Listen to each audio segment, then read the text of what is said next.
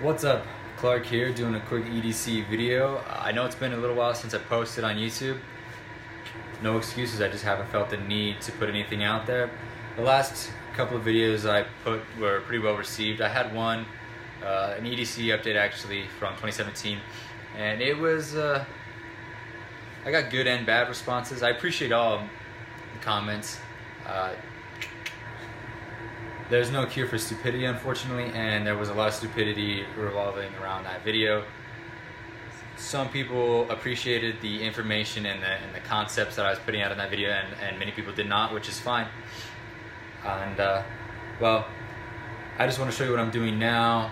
Maybe you'll take some ideas from it, and yeah, so let's just get this thing on the road. I don't want to take too much time out of your day. So I'm going to pan the camera down so you can take a look. Alright, let's just jump right into this. So, firstly, the watch. I'm rocking a Casio G-Shock watch. The reason being is because it's the smallest G-Shock I could find, and it had the most, what's the term? Features.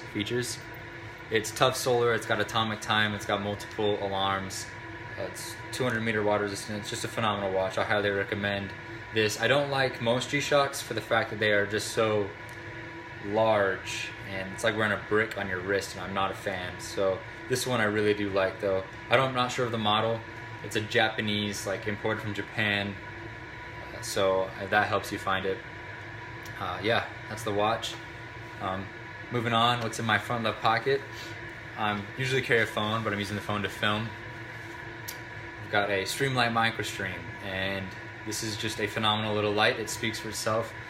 If you are at all versed in this community with this sort of tool, flashlights, I mean, you know that Streamlight's a well-known brand, and they make pretty quality products, and they're very popular. And this is just a solid little light. I've had it for a long time. It's actually the oldest lasting light I've had, and I've just abused the hell out of it.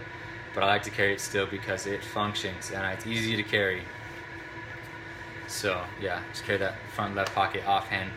My weak side, I'm right-handed, so this is my weak side. Let's go to my strong side front pocket, or right front pocket. Multi-tool, rocking the Leatherman Signal in Coyote. It's like a Cabela's specialty color or something like that, I don't know. But for this multi-tool in particular is my favorite multi-tool because of its size and its capabilities. I think that this size of multi-tool, this specific multi-tool and this size of multi-tool, this one right here has the most functions, the most usable functions, as well as the greatest durability. I don't know. I'm trying to say is that for this size class of multi-tool and what it offers, this is the greatest one. So I apologize, I was tripping over my own thoughts there. But yeah, pocket clip is huge. You can put it in there. It's not falling down in and getting all sideways and whatnot. So that's where I keep that. I'm gonna sit it on the table in front of me. Next is my keys, car key, key fob, house key, gym membership. I don't like my keys to be super bulky because I have not found a good way to keep them from bunching up in my pocket. I keep them on a little wire ring thing. Other than that, I just drop them in my pocket. So, and these are a little bigger than I'd like to. Try to find a way to keep those condensed. Lastly is my wallet. I'm gonna pull my ID out, stick it in my back pocket. Wallet, little front pocket wallet, super thin. This is a Travel Lambo of Amazon. It's my favorite wallet because of how much it holds and how compactly it holds it. And it keeps my back pockets empty because I can put cash, I can put like 8 cards in here. It's got a ton of slots. Got 3 right here, another one here. It's just a phenomenal front pocket wallet, and I highly recommend this one. Genuine leather. So yeah, that's what I keep there. And let's move on to the tools, which are what most people watch these videos for. So I'm rocking, let's go to the knife first. I don't know if you caught it. Still using the D-Max Karambit, which is a collaboration between Doug Marcaida and Max Venom. It is a modified karambit. This is not a karambit review, but this is the knife I have carried and continue to carry. I do have First Edge's HR1 knife, which I have swapped in and out with this, and I'm gonna make a custom sheath for that knife just like I did with this one. Still working on a design. I prefer to carry it inline because it allows me to bend at the waist and it's not coming up. So traditionally you carry a knife on your belt like this, or a drop kind of sheath, and it runs vertically, which is difficult when you try to move. It can stab into you. Obviously you have a sheath, but it just prevents motion. If you carry it inline at the seam of your waist, or at the crease where you bend, it seems to, for me, allow much more mobility and much easier concealability, as well as accessibility, meaning that with my shirt over, it's real easy for me to reach up and deploy this knife. And if you wanted to do it discreetly, you could easily just draw the knife out. This is my non-dominant hand. If you wanted to use your dominant hand, it's even easier. Just like that. So that's why I'm carrying this one. Once I make a sheath for the HR1, I'll likely replace this knife and retire it. Although there's nothing wrong with this knife. I like the handle design of the HR1 much more. So there's that. That's the blade. And here's the firearm, which is a Glock 43, and it is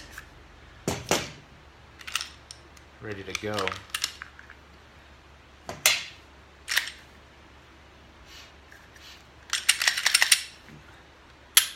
So, I got a Glock 43 with a little bit of Talon granulate on the top and a hoe grip right here. This is the Talos version, which means it's got a red ringed tritium front sight and a blacked out rear sight. I hope you can see that. Might be a little difficult to pick up. Which means it's really high vis front sight. It's supposed to be more natural, much more instinctive and reflexive for you to draw and use. I really like it compared to the stock sights. So, and this Glock ran me around 500 flat. But with the hoe grip, that was an extra 10 bucks. Sights came on the Taylor version. And then the magazine I have is a stock magazine with a Hive +2. So this is an 8+1 now. So rocking that. I'm thinking about getting a Turn Tactical +3 and doing a 9+1, just because I don't like to carry an extra magazine. I think extra magazines are cumbersome.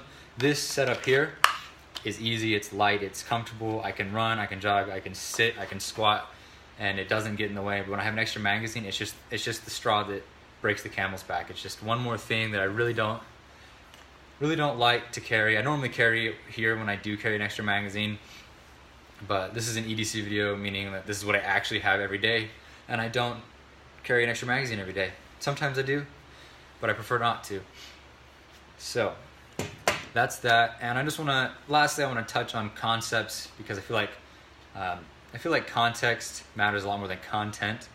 So the context of this video and the videos that I post are hypothetical. It's all hypothetical. It's meaning that the likelihood of the situation and the scenarios that I present are minimal to none. Chances are you're never going to need to use any of this stuff in an actual defensive situation as I present them to be used in.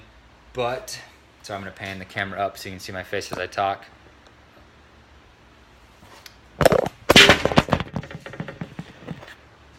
It just broke. Oh well.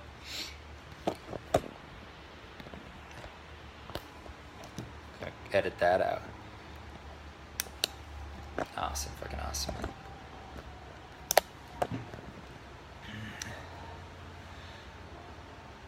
Sorry, my tripod just broke, so that's cool, but I'm going to finish what I thought I was saying. The scenarios that I present are less than likely, but everything is hypothetical until it's not, meaning that the scenarios that I'm talking about, using these tools in and having them and having the training paramount, because it's a mentality. It's all a mentality, but the scenarios I'm presenting are minimal. But would you not rather have the training and have the tools and not need them than be untrained and unprepared for the scenario. Sorry, I'm shaking. It's cold. And do need them. That's what the context is for these videos and for my content. So anyway, just finishing up with that. If you like this kind of content and you like the context of my presentations, then please comment what you want to see, and then subscribe to my channel. I really appreciate it. Thank you guys so much, and I'll see you later.